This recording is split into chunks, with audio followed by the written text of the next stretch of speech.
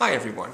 I wanted to make a video for FilmFanPete. He had a contest recently, and I really wasn't interested in any of the prizes that he was offering, but I wanted to make this video anyway, so I thought I'd wait until the contest was over. The link to his channel is below if you want to subscribe to him. He asked the question of the contest entrance, which was, what were the 5 most memorable experiences you've had seeing a film in the theater? Now, I have tons and tons of runners-up in this category. Just off the top of my head, seeing Kill Bill Volume 1 on opening day, seeing Inception on opening day in the IMAX theater, seeing Terminator 2 a couple days before it opened in a sneak preview, and Borat, just really experiences when everyone was just really super enthusiastic. Going to see the second Lord of the Rings movie and hearing everyone start cheering and applauding as Gandalf and all the soldiers were riding down the mountain towards Helm's Deep. That was pretty exciting. So I had a tough time picking a few of the most memorable theater experiences that I've had. But I have to say they're getting less memorable because the screens are getting so much shorter and it's all digital projection now. But one that I would have to probably mention would be Rain Man. The circumstances I saw this under were unique at the time. This movie came out in late 1988 and was nominated for a number of Academy Awards, such as Best Picture, Best Director, and Best Actor for Dustin Hoffman, all of which it won. It was the first time I'd actually ever watched the Oscars. I'd read a lot about them the previous year when movies like Wall Street, Fatal Attraction, and The Last Emperor were nominees, but I didn't actually watch, and this year I did. But I wasn't at home. I had actually taken a trip to Arizona, Sedona, Arizona specifically, to see my grandmother, who I'd never actually visited on my own before. How old was I at the time? 89, this was early 89, so I guess I would have been about 16. And I'd never really taken a trip anywhere on my own, always with, my parents, my family. And they said, hey, we got an idea, why don't you go see your grandma in Arizona, and you're just going to go and spend a week there on your own with her, and you'll hang out with her for a week. I was just like, wow, that's really exciting, taking a trip all by myself. Never done that before. So naturally, me being a movie fan, I got to talking with her about movies while I was visiting, and I was talking about the Academy Awards and everything like that. It's just like, well, we should go and see Rain Man then, because we'd read a lot about that. And I had never seen it before. It's also probably the first R-rated movie I ever went to see in the theater, which, it was unusual, a couple of firsts there for me. Now, the movie, of course, is terrific. Great movie, and it's a Best Picture winner and everything like that, and it was terrific. But yeah, those were sort of the circumstances that made it unique for me. We both liked the movie a lot. My number 4 pick would be The Killer. The Killer is the first John Woo movie I ever went to see. It is a movie that he made in Hong Kong a few years before he came to America and started making American action movies. The first one being Hard Target with Van Damme, and then he went on to do Broken Arrow and Face Off and Mission Impossible 2 and a few others.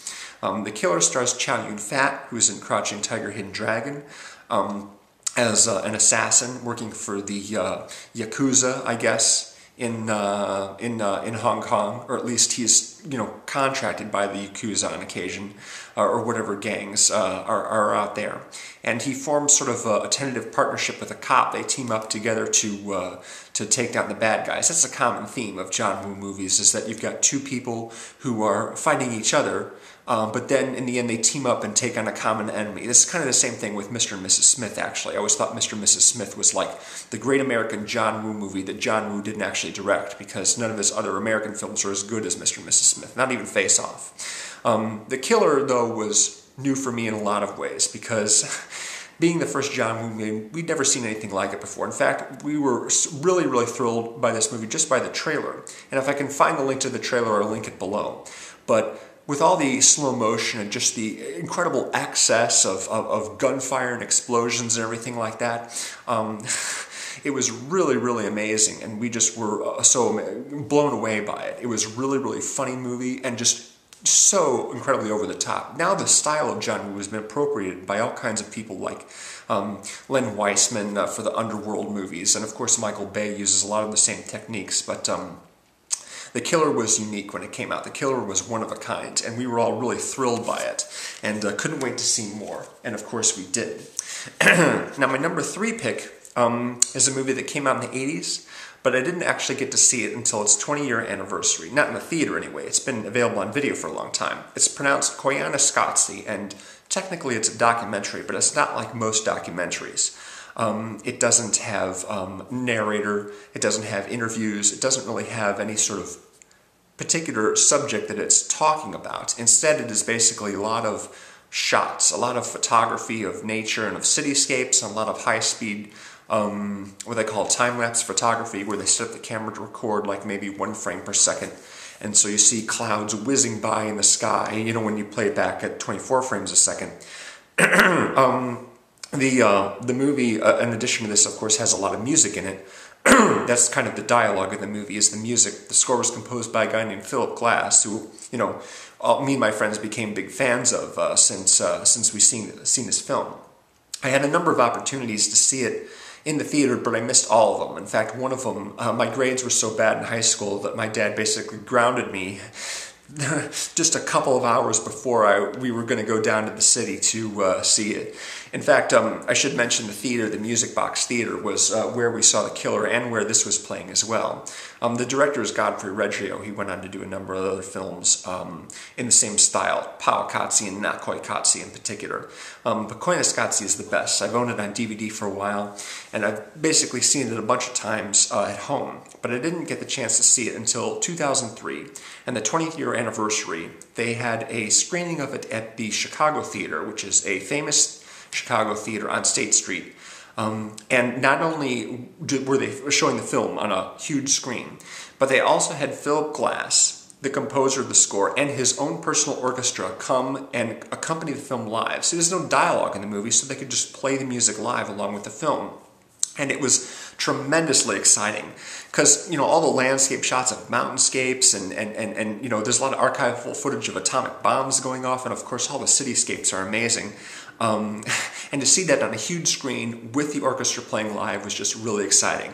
You can divide the movie into tracks, basically, because, you know, I mean, instead of scenes, you know, it's like tracks on a CD. And by the time the second track came up, I had tears streaming down my face because I was so happy to finally, at long last, be seeing this movie in the theater. Really, really exciting experience. My number 2 pick is a favorite from my childhood, E.T. the Extra-Terrestrial. I'd seen it probably 3 times when it came out in '82 and again in '85 when they re-released it. And in '88 they released it on video finally. It was the very first cassette I ever bought. Very emotional movie, very involving, lots of fun. The kids are running around trying to hide the alien from the adults, which is a lot of fun. It's a really funny, exciting movie. I think probably the final time that we saw the film in the summer of '82 when it first came out, we actually went with some friends of mine. Some kids who lived across the street, basically, from us. And one of them was a girl who had surgery a few months earlier. She had like a brain tumor, so most of her hair had been shaved off, and she had this big scar on the side of her head. She was in good spirits, you know. She was like cogent and everything like that. And we all talked about the movie and how great it was afterwards. And unfortunately, her tumor came back a little while later, and she, you know, didn't survive, unfortunately. So that's, you know, one of the reasons why I remember this movie. Well, there's lots of other reasons to remember it because it's so great. But yeah, that's one particular, you know, sort of seeing that at that time with them, and particularly with her, is a memory that's kind of stood out for me.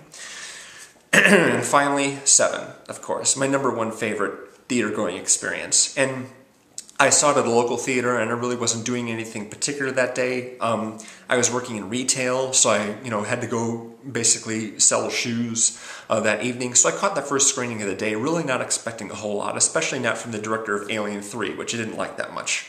And especially after the first scene in which you've got a veteran cop who's been on the force for years and the new guy in town, and they have an argument and disagreement. I'm like, great, how many hundreds of times have I seen this already?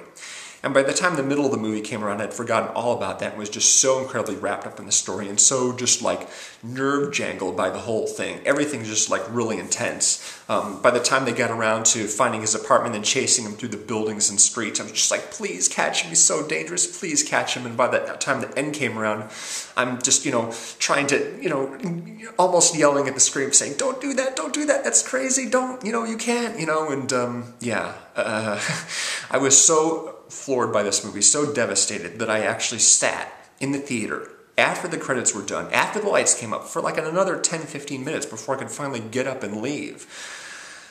Never had an experience like that in my adult life anyway. You know, when you're a kid, you get really wrapped up in the story, and you don't think about technique as much as you do now. At least I don't. And this really took me back. It psychologically displaced me in a way that few other films have been able to do. So yeah, definitely 7. So yeah, I wanted to share those. Another guy I'm fond of here on YouTube, BMLRProductions, he did a video like this, and so I've been wanting to do this for a little bit. And FilmFanPete gave me another excuse. So yeah, those are my 5 of my favorite movie-going experiences. So thanks very much for watching, and you know, share some as well. I could go and watch the other guys' video responses, you know, for the contest and everything like that, but, well, I guess I don't know, maybe I'll do that anyway. Anyway, thanks for watching. Later.